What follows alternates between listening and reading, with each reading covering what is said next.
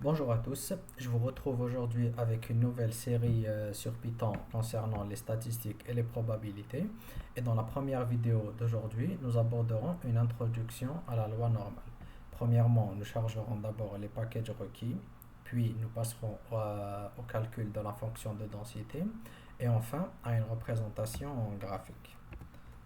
Donc, pour les packages, nous aurons besoin principalement du package scipy.stats. Yes, pour le calcul statistique. Et nous aurons également besoin de NumPy et aussi Matplotlib pour les représentations graphiques. Plus exactement, matplotlib.pyplot. Nos packages étant chargés, nous pouvons passer au calcul de la fonction de densité. Alors, pour cela, il faut exécuter la commande norm scs envoyant au package.norm.pdf. Supposons 2. Nous obtenons une valeur de 0,05 qui est la fonction de densité. Alors, PDF renvoie à probability distribution function, probability density function. Et par défaut, lorsqu'aucun autre argument n'est précisé, ça renvoie à une loi normale centrée réduite.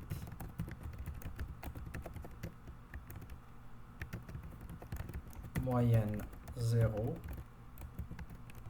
écart type 1. Nous pouvons revérifier cela en précisant les arguments. Alors scs norm.pdf 2 qui est la valeur précédente, 0 premier argument pour la moyenne et 1 second argument pour l'écart type. Et vous verrez que nous obtenons les mêmes résultats. Si nous voulions changer les arguments, nous mettons 2, par exemple une moyenne de 4 et un écart type de 2. Nous obtenons une nouvelle valeur qui reprend la probabilité associée à une loi normale de moyenne 4 et d'écart type 2. La même formule peut être appliquée sur une liste. Mettons m égale moins 2,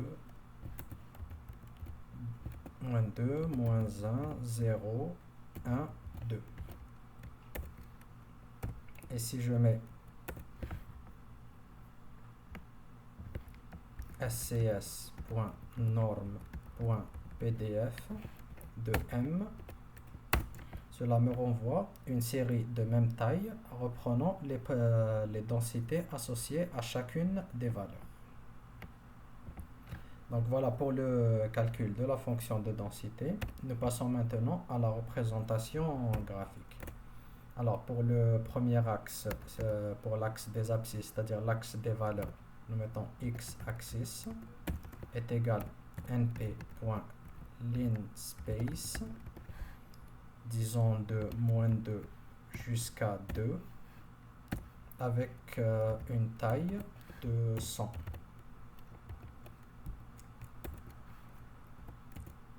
Si nous exécutons cette valeur, vous verrez que nous obtenons un nombre de 100 nombres de moins 2 jusqu'à 2. Pour la représentation graphique, alors nous créons une fonction, par exemple def normal de x qui nous renverra plt.plot